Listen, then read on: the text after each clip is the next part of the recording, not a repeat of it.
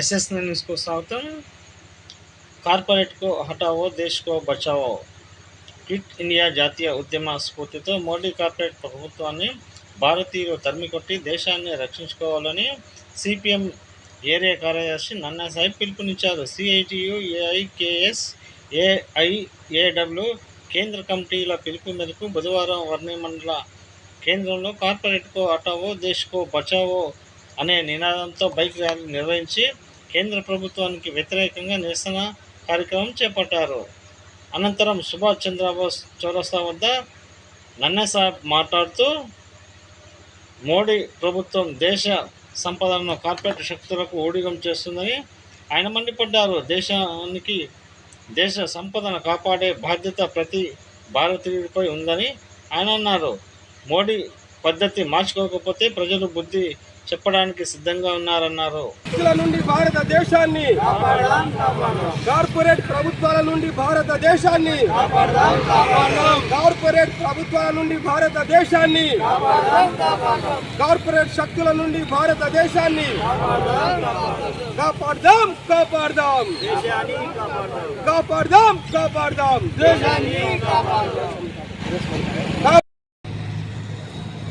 నిజామాబాద్ జిల్లా వర్ణి మండల కేంద్రంలో సిఐటియు, ఏఐకేఎస్, ఏఐఏడబ్ల్యూ కేంద్ర కమిటీల పిలుపు మేరకు వర్ణి మండల కేంద్రంలో బైక్ ర్యాలీ నిర్వహించడం జరిగింది.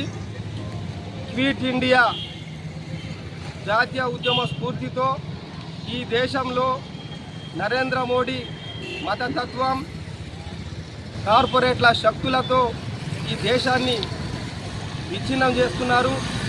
ఈ దేశాన్ని రక్షించే క్రమంలో ఈ దేశ ప్రజలు మన దేశాన్ని కాపాడుకోవాలని, కార్పొరేట్ శక్తుల నుండి ఈ దేశానికి రక్షణ కల్పించాలని మేము ప్రజా సంఘాల ఆధ్వర్యంలో వర్ణి మండల కేంద్రంలో నిరసన చేపట్టడం జరిగింది. నరేంద్ర మోడీ ప్రభుత్వం కార్పొరేట్ల అండతో దేశ సంపదను, జాతి సంపదను కార్పొరేట్ శక్తులకు అంటగట్టి దేశ ప్రజలని మోసం చేస్తూ ఉన్నాడు.